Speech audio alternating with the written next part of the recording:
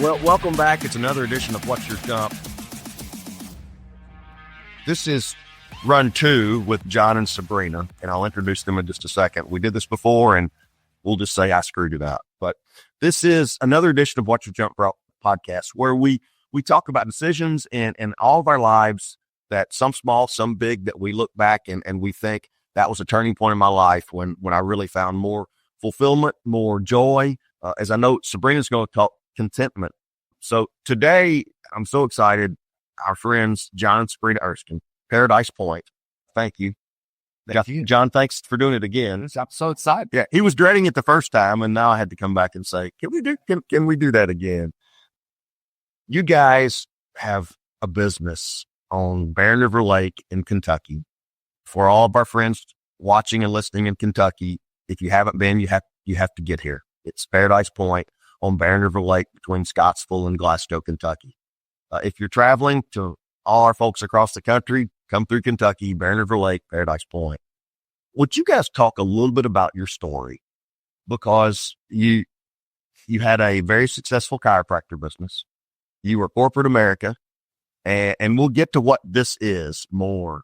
But I knew when I heard your story, and I knew when I started this podcast, at some point I wanted to sit down and I wanted to talk to you guys. Sabrina, get us going. Talk a little bit about the decision that you all made to say, it's time to do something different. Well, first of all, I would say my decision began 40 some years ago to do something different with it when I hooked up with this fella. So He's the different. he would be the different. So in our life, when we've had opportunities to do different things, we've done it for so long, it makes it not so crazy. But there was a certain point in our life when I was sick. I had been sick for a while and I was in treatment for cancer. And I came home one day and I said, I'm done. I'm done. Whatever that means, whatever it takes, I'm ready for something different. How much of that was driven by you getting sick? Getting sick made it happen quicker, quickly. We just said we were at a point where we knew it wasn't sustainable, what we were doing.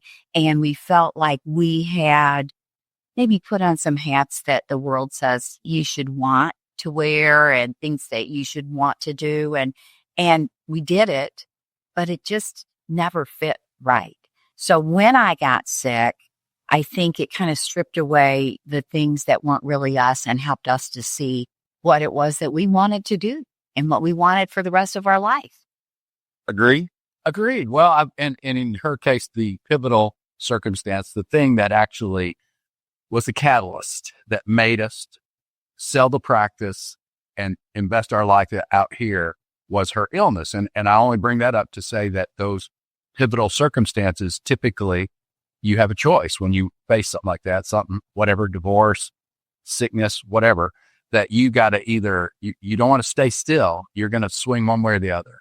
And I was taught this through years of just listening to smart people, but we decided at that point that we were going to turn and make a whole new life for ourselves. That was the catalyst. Prior to that, after, 25 years of being in practice, I guess, right? 20 some years. You had a chiropractor business. Correct. I had a chiropractic practice in Bowling Green, Kentucky, very big, a lot of people, busy, a lot of staff, very busy on her. And we ran it for years. And it was getting to the point where a couple things, I had done almost everything I wanted to do in that practice. I'd reached all my goals and spoke and did things that I really thought I wanted to do, which were great. But we also were getting a little bit tired of the way that the public was changing about health. And a lot of what I was seeing were people that had been to multiple places to try to get somebody to fix them. Everybody they would go to, they would come in with their story as to why they didn't go back, why they couldn't go back. They didn't help me. They didn't help me. They didn't help me. And it became clear that most people, and this sounds really shallow, but in the initial talk with a patient, you can pretty much conclude some things like, do they or do they not want to do things to get well? Do they or do they not?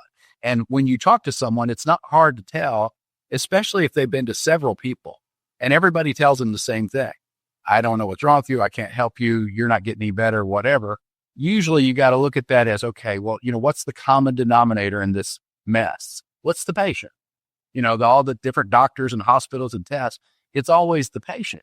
So what we were getting kind of faced with was how many people had let their body and their health go to crap and they were looking for some new person to fix it.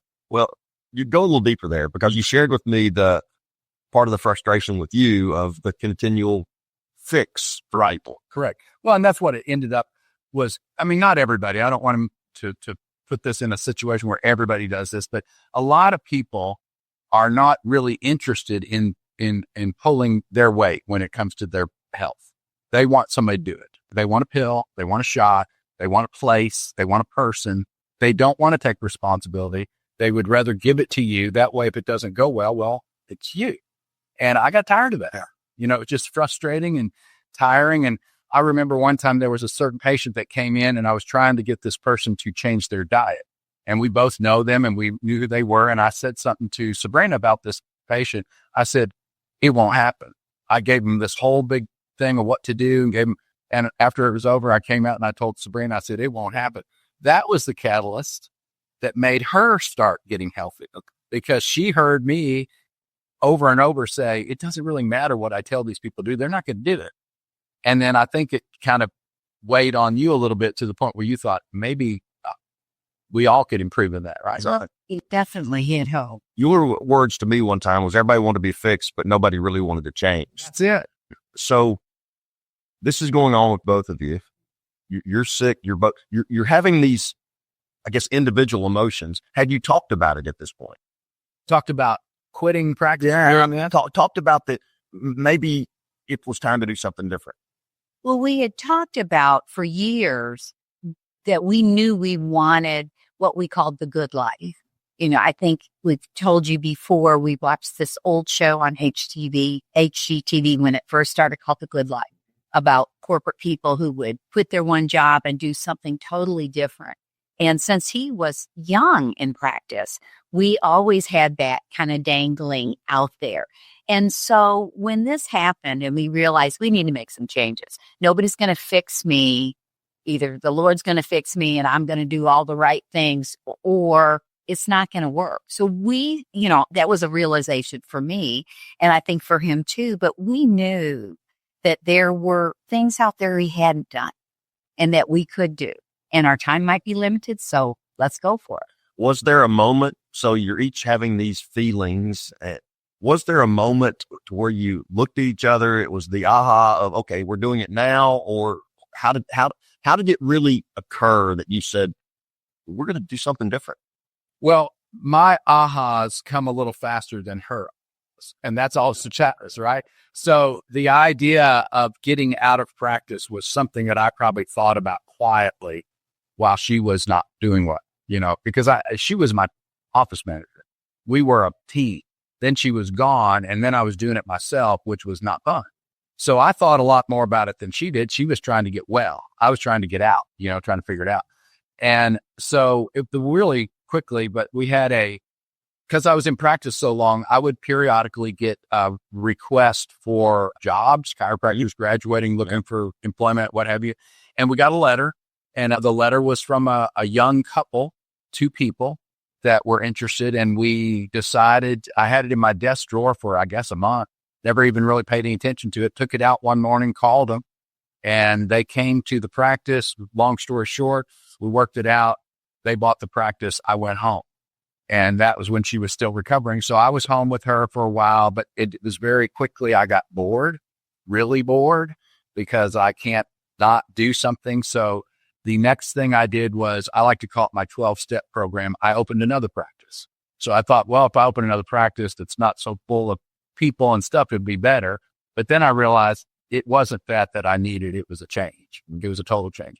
And I think a lot of people, they will quit their job or retire, and then they go right back to work in that same field. I don't understand that. I guess there's, financially it's a good thing to do. But to me, if I did something 35 years, which I did, the last thing I want to do is quit a successful thing and try to open another.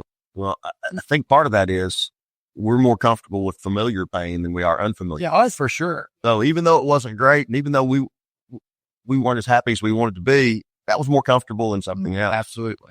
So this point, this decision, what finally brought it to a head with you?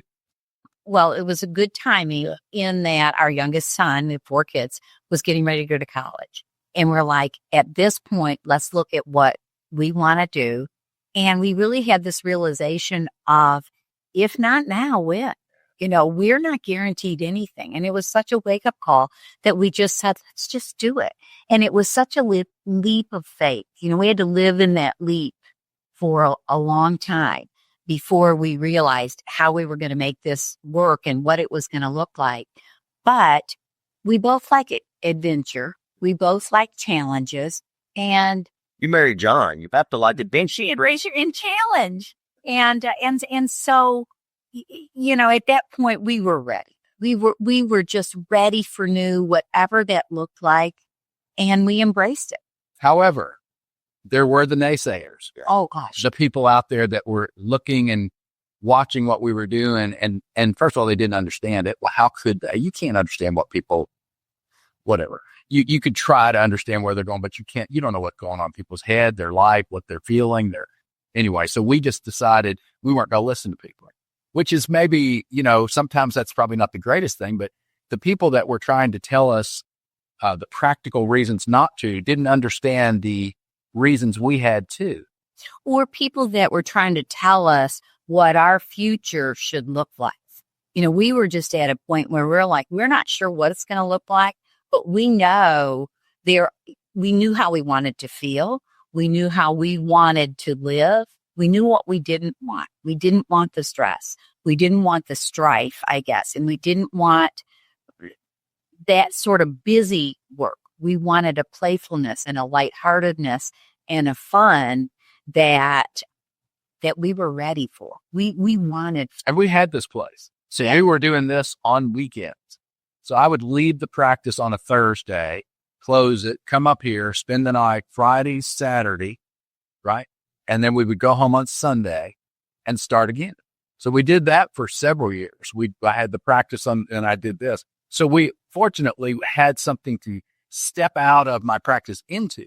And I recommend that to people that are at that age of thinking about retirement. It's like, if you don't have a step off place, if you're just going to quit, a bad mistake. It's just a bad mistake. And I had tons of patients, great people, that they reached a certain point in their life where they were starting to think about their retirement, but their retirement was things like golf, which is fine if you like golf, but you're not going to play golf every day. You're not going to fish every day. You're not going to hunt every day. These things are not practical. What you need to do is have a purpose. So the purpose for me was to see if I could take another business, this business, and make it the way that we do businesses, the way it should be. Give it an opportunity to have its maximum potential to serve people. And we're at a lake community, so it's really easy to work here because most people are in a good mood. They're happy to be here. So we are not dealing with the same type of clientele or relationships that we might have in a big city where you're trying to get your kids to school or you're late to work or you're going to the doctor. We don't have that. These people get up when they want to. They roll in here in whatever outfit they want to, and they eat. It's awesome. So you're describing something that I think so many people out there would love to capture. When you made the decision, when you said, John, you bought this piece of property in the beginning with Paradise Point, you're selling hot dogs. Did you do breakfast in the beginning? No. Yeah. Started selling hot dogs. It's grown into this special place. Our youngest, one of the first times we came, said it feels like a vacation every time we go. And we're locals here with you. You've captured something. When you made the decision to fully get out of corporate America and go do this, were you scared? I think I would say more excited than scared. Yes, scared, but the scary part to me was only financially. And I just kept saying, it's just money. After facing what I faced with my health, the money part just didn't scare me. That was just a fate. But I was going to say, even our accountant, he projected, because I was in a high earning years, right? I was in that position. He was very concerned that what we were getting ready to do was a mistake. And love the guy. He was with us 30 some years, but what I tried to communicate to him was, I will end up with health issues if I don't get out of this. Because I knew that. I could tell that. Here's a guy, I don't have health issues, but I was having health issues. And long story short, I had some information given to me by some people that knew what they were talking about, and it was anxiety, which was even worse for a guy like me because get anxiety, of course. But it was really weird because I'm thinking, I didn't think I could get anxiety.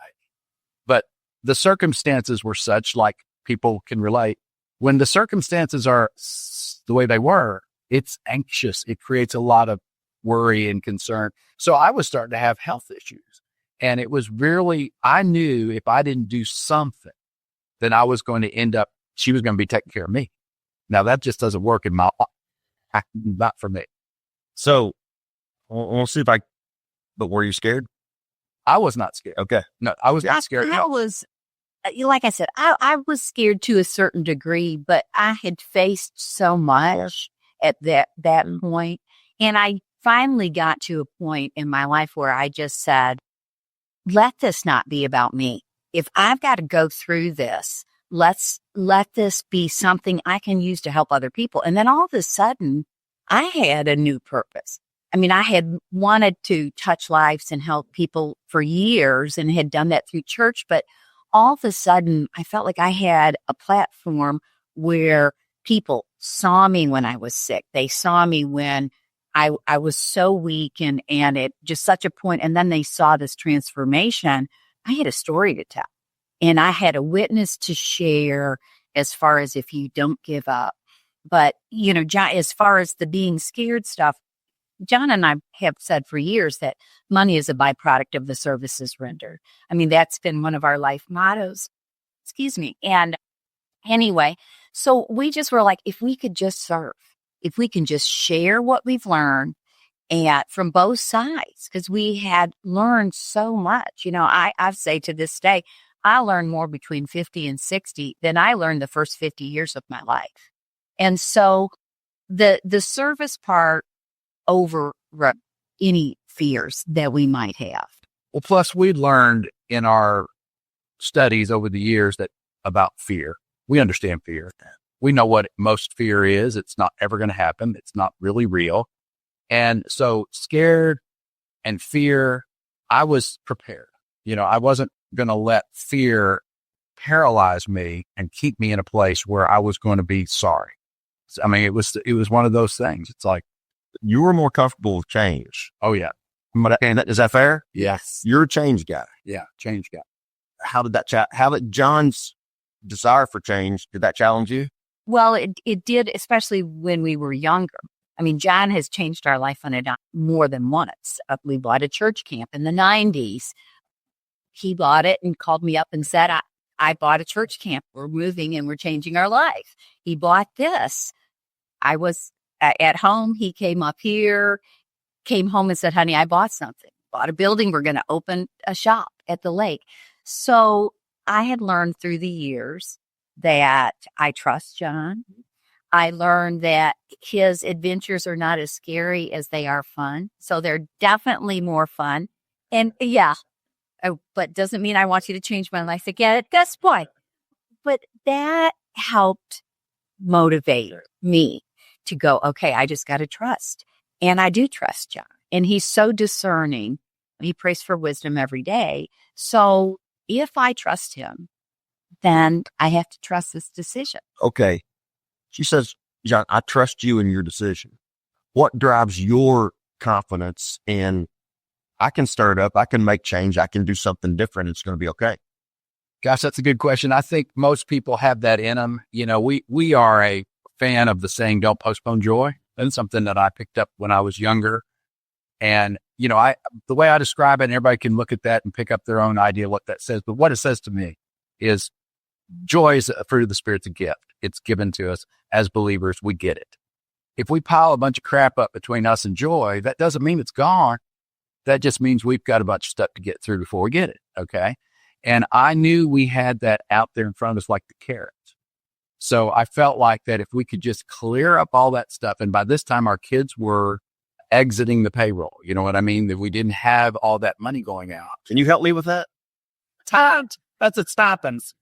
But it was like, it was not as scary to me because I could see from the years of spending every penny I made for my kids to the point now where they're starting to get away from that and we were not going to need as much money. Okay. That to me, it's all timing. I just don't think I couldn't have done this as a young man and just given up on the practice and good luck kids and do the best you can, that kind of thing. After I accomplished what I needed to do for my family, got them where they needed to be, then I felt a lot better at making these decisions because I didn't want to put my kids at risk for something stupid that I did. So that was always a benchmark. It's like, okay, if this doesn't go well, and the worst case scenario typically was bankruptcy or money, it's just something like that. But if it didn't go well, how much would that affect my family?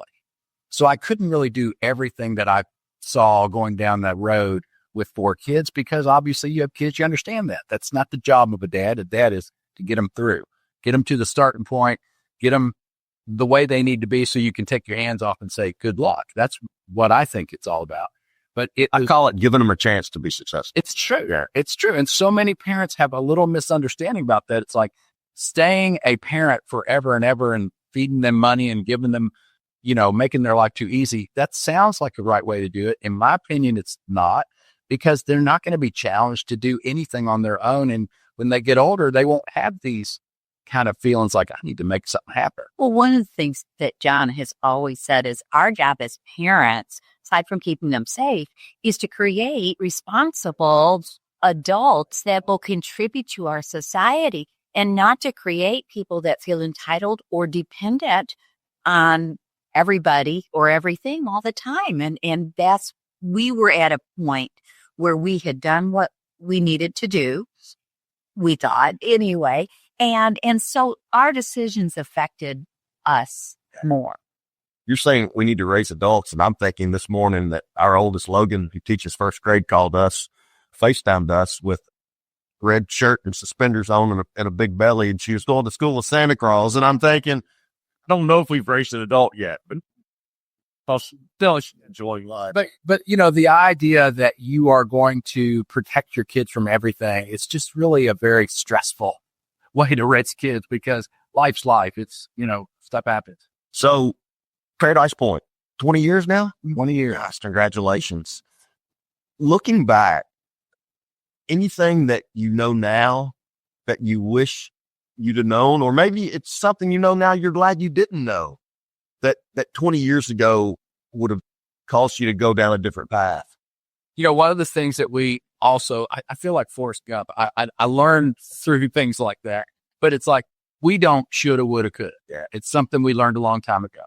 There's nothing good in that. Shoulda, woulda, coulda is easy. Everybody can shoulda, woulda, coulda. I coulda, shoulda, woulda. I'd be rich if I woulda. I shoulda, right? And I could have. But how do you? But I don't. No, at this point. But how do you say, we're not going to do that? Honestly, you got to live in the moment. You just have to, I think that's what we realize is all we have is right now. So there's no would. If we should, we're doing it. If we would, then do it. There's no reason not to. And so if you think powerful guidance, right? Well, but if you think too much about that, it will paralyze your decision moving forward. If all you do is look at the past and think, gosh, I should have done this and that, and the other, you won't get anywhere. It's just a nowhere game. Well, the other thing that we do is we're very good at when we go through something, okay, what am I supposed to learn from this? And, sometimes my prayer is, Lord, teach me this quickly. I don't want to go through this any longer than I have to. And when you start looking for the lesson in the trial, it's like in James, it says, consider it joy, when you go through various trials. Well, so if we can look for the lesson, there's a joy in that. I always say getting sick saved my life. I'm so thankful now. So if you can walk through things and go, okay, what did I learn from this? And then you see the faithfulness of decisions. Like you said, the confidence for me to trust when John makes a decision because they've worked one way or the other. Is it possible? This may be a question that's difficult to answer.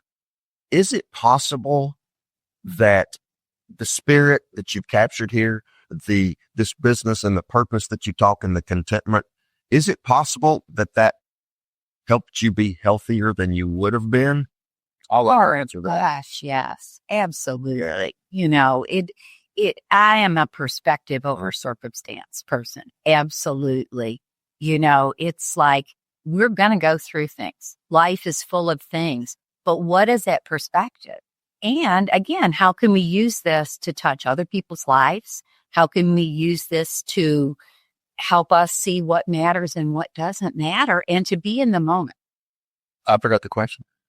Looking back, Sabrina was struggling with her health. Right. Has this lifestyle enhanced Both of them. Correct. Both of them. No, we're healthier and happier than ever. And we've been married 43 years, and we've never felt healthier mentally, physically, spiritually, emotionally. Check all the boxes.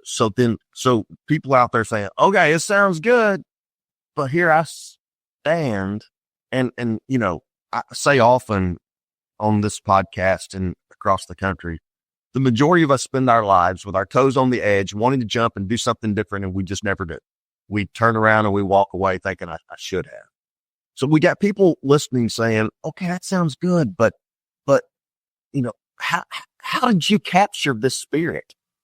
What you have now, did it happen overnight? It's evolved, right? You talking about the business? It's a business. It is. When you walk in here and when you feel this and hear you all talk about the perspective and the purpose and the joy and the health on so many differing levels that you have, so many people want what you have right now. How did you capture it? Don't you think part of that was once we realized what really mattered, which was the contentment, which was the touching other people's lives, adding joy, even if it's just, we pray before we open, we always do a huddle and we do a prayer, and we frequently will pray that people will leave feeling better than when they arrived. I mean, if somebody can come here and walk out the door and feel a little bit lighter, a little bit happier, like they just had fun, that they laughed, the silliness that we have all around. I mean, we have so much that just lighten up. If we can just share that. The food here is wonderful. And I was so emotional, I banged the table and all the camera could be. The food here is wonderful. Love the grits. Best grits in the world. Thank you. But honestly, yes, people come because your food is very good, but I don't think they're just coming for the food. When we open the door and the bell rings, it's almost a reset. And I don't know if you've ever thought about that bell lets you, if you're in the back, know somebody walked in. But I think for people entering that door, that bell is okay, I just walked into a different place and this is fun and this brings me joy. And that bell for me is symbolic to, okay, I'm glad we came. I'm glad we're here. You talked about don't postpone joy. Mm-hmm. Will you tell the story of New York City? Yeah. And the homeless guy? I was at a conference in New York City with one of my best friends, a chiropractor from there. And he was comfortable going down and moving around, which I was not. And we were going down a main road. I really couldn't tell you which one it was. They're all busy. But a homeless man was pushing a shopping cart with all of his possessions in it. And on the front of it was a piece of wood with a pencil, "Don't postpone joy."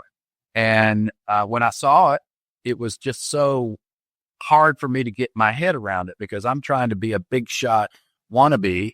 And this guy's telling me to don't postpone joy. So I wrote it down and I kept it in a notebook for probably. This was early 90s. Yeah, probably 15 years. I just kept it and thought, that's very clever. But it really started working on me. And it, like I said earlier, I feel like, the word joy belongs to everybody. But if they can't seem to find their way to it, then whose fault is that? It's out there. It's available. And as a believer, I know how to attain it. And people that may not walk that walk, they're looking for it. But it's like there's so many things that we have allowed to get in between us and finding it. And I think that's probably when, your question about do we feel what we're doing here, we really are always the front of the line is to make this place, just like you said, make people feel good, make them glad they came, make them want to bring people back, make them want to come every time they come in the summer. And so it is part of our attitude. you know. We have a lot of people that come in, and surprisingly enough, after they've had some tragedy, we've had so many families that have had out of town family members where there's been someone passing, and they'll come here for breakfast the next day. And they're like, we just needed someplace happy to go. And boy, if I could just be that place, just to help be that balm of kindness, that soothing niceness that you just don't see very often. Some fist bump. I think you've done it. I think you've done it. So let me ask you this. Your daughter, Nikki, has a devotional book that she's written. What's the name of it? Prepare Him Room. Prepare Him Room. I'm certain you can find it. Barnes & Noble, Amazon. Amazon, Prepare Him Room, Nikki Kirby. So check that out. So we talked contentment and joy, and those words keep coming up. Krista, the other morning, she said, you need to read today's devotional. And, I'm sorry that Nikki wrote it only for me and others have to read it, but it talked about contentment and happiness tends to follow that contentment. How did your decision to do this, how did it manifest in your contentment? Well, we were talking this morning about how sometimes you have to move people out of that space. And when we moved up here, we moved a lot of people out of our life. And again, I said earlier about intentionally, but I said about how we had hats on that really weren't us. So we were kind of like, this is where we're at. This is where we're going. And anything that gets in the way, we either have to remove it, modify it. We've got to make those decisions and move away from that. So we started so intentionally moving toward what we wanted to do.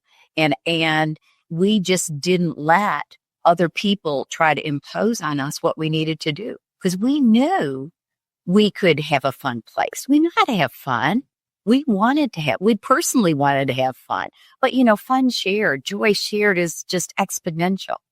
And so when we can have people come in here and laugh and have fun, we're having fun with them. You chased the dollar. Yes. You lived corporate America. Yes.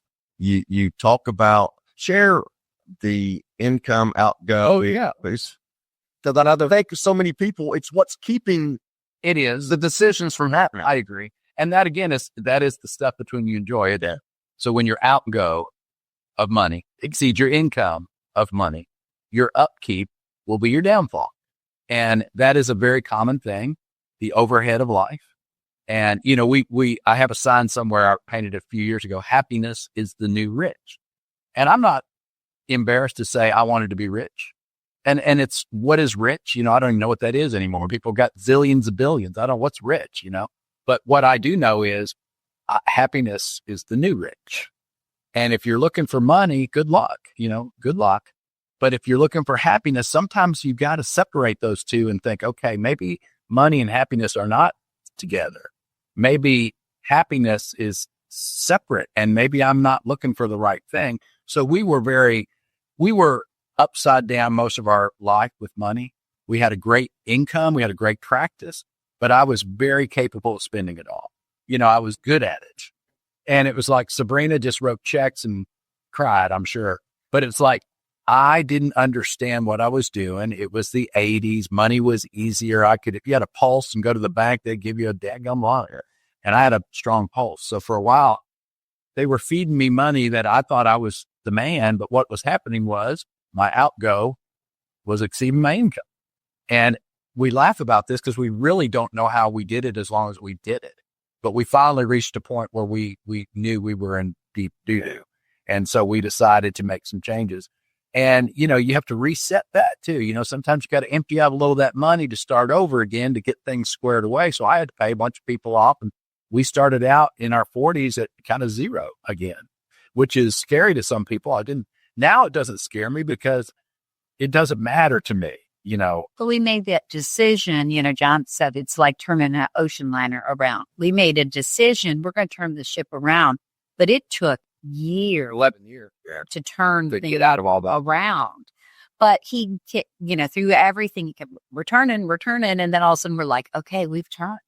But again, that was removing those things between where we were and where we wanted to go. We knew how we wanted to live our life. So what was in the way? What were all those things? And it was years of peeling things off and go, man, this doesn't really matter. I think a lot of people, though, I'm sorry, that when they look at and I keep going back to finances because I know, and we all know that's the heavy. But I think people, when they look at their financial situation, their thought was a lot like my thought. I'll never get out of this. I will never get out of this. I'll be in debt till I die. And that's what you think. And the truth is that's not true. It happened to me. It can happen to other people. It was a very daunting and foreboding thought. I mean, I used to turn Dave Ramsey off because he made me mad. Yeah. Well, but here was something listening to it. That one of John's patients told him, said, if money can fix it, it's not a problem. And this is a man who had plenty of money. If money can fix it, it's not a problem. It's a When you look at situations, you understand that. You should, because you can throw as much money as you want to at whatever you think you're going to solve. And when I was sick, money couldn't fix that. Yeah. But if you have a money problem, it's not a problem. It's a situation. How can I fix this? So that's how we went about. We're like, okay, we're going to fix this. And then all of a sudden, it's amazing when you quit seeing money things as problems, as just situations maybe you've stepped into, maybe somebody else has pulled you into. But if you quit looking at it as a problem and just go, okay, I can fix the situation. The problems, that's the real issue. And that's what really matters, figuring out that. I'm sitting here and I'm listening and I'm wondering if you could imagine now what life would look like if you hadn't have made this decision 20 years ago. We talk about that every once in a while. No, I don't think I would be here, first of all. I mean, if that to be straight honest, 20 years on top of what I was feeling back then or whenever, 10 years ago when Sabrina got sick, I just don't think physically I was going to be able to handle it. Yeah, so I don't think we would be anywhere near where we are now, both mentally and physically and emotionally. We wouldn't be prepared for our golden years, so to speak. Yeah. And even if we were here, we wouldn't have the story we have. We wouldn't be able to touch lives. It's like we taught college Sunday school for like almost 25 years. And we could learn a lesson and teach it, read it, teach it, relay it. But now all of a sudden, because of what we went through, we were living this. So we had an opportunity to do things in a different way. And that changed everything. We watched a movie the other night called Reagan, After the Life of Ronald Reagan. I didn't realize it, but watching it, everything we know about Ronald Reagan happened really from the time he became governor of California on. And so I looked it up.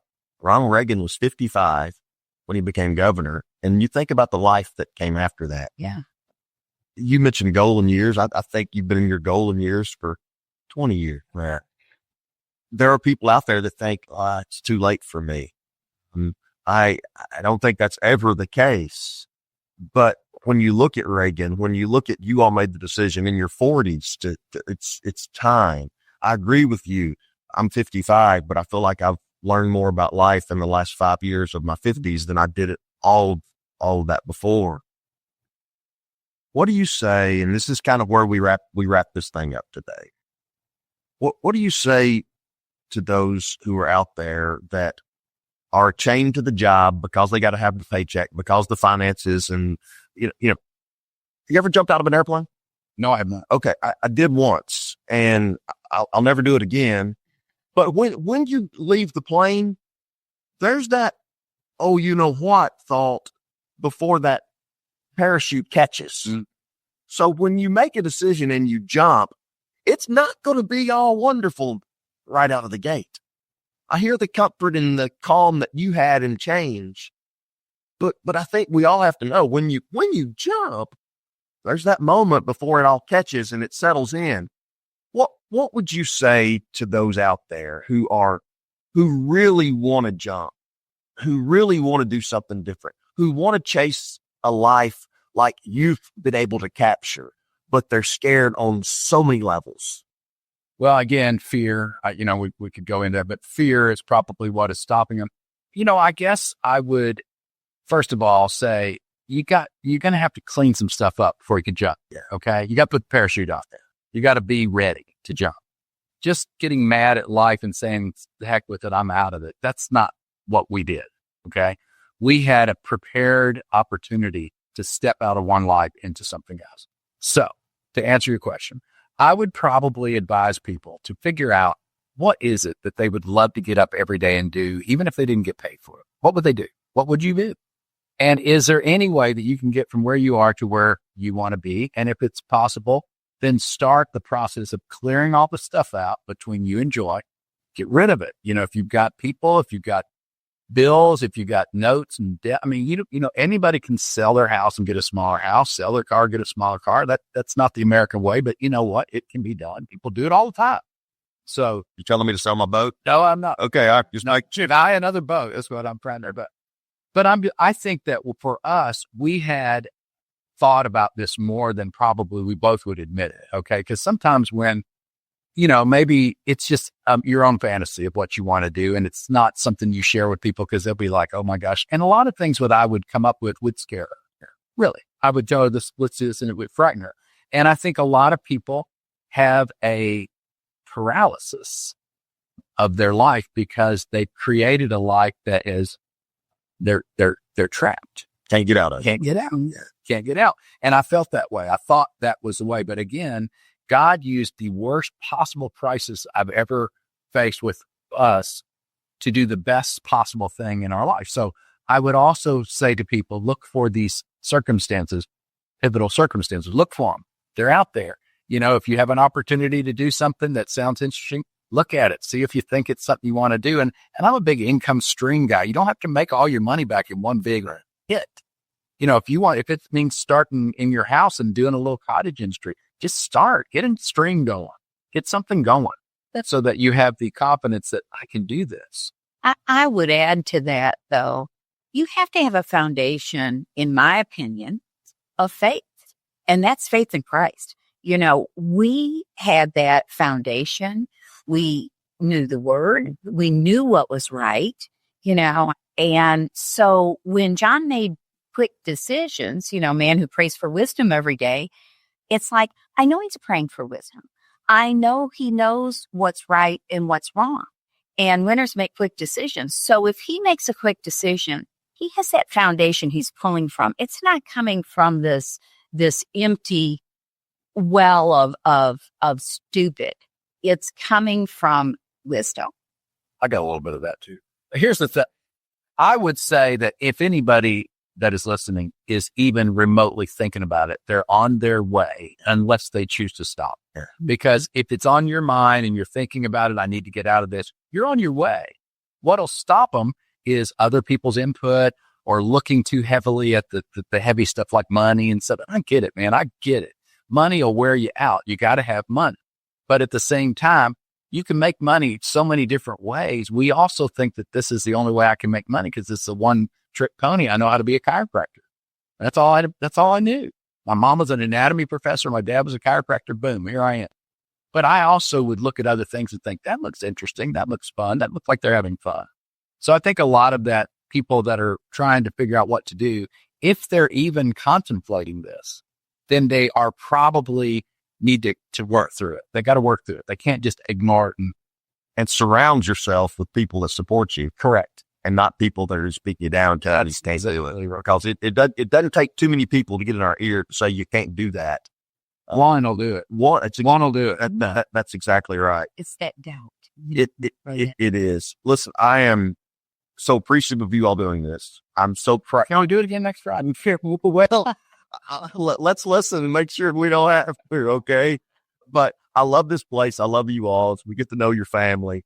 You have captured something here that hasn't happened overnight. But I will tell you, when I asked the question, can you imagine life now, if you had to make the decision 20 years ago to do it? I will tell you, there are people all over our area and all over the country that can't imagine a situation if you all hadn't have done this, because they look forward to it. A big empty spot, wouldn't it? It would be, you know what? this was a piece of real estate that sat here for a long time and didn't do much. Empty. And now it brings joy. And you look around in the artwork, and you're painting now. John's painting. Cool. I'm learning a new something at this age. It is out there for everyone. It's out there if you're willing to say, you know what, I'm going to jump. I'm going to make a decision. I'm going to chase a life that has been eluding me. And I hope you can look at John and Sabrina as examples of people who made a tough decision, left corporate America, and said, there's something more for us. And you can see their example of someone who has captured it. So thank you. Thank you. Thank you. So I always end this one way with a swagger on. Can I get a swagger on for you guys? Yes, swagger on. Swagger on. Swagger on, y'all. See you next time on What You Got.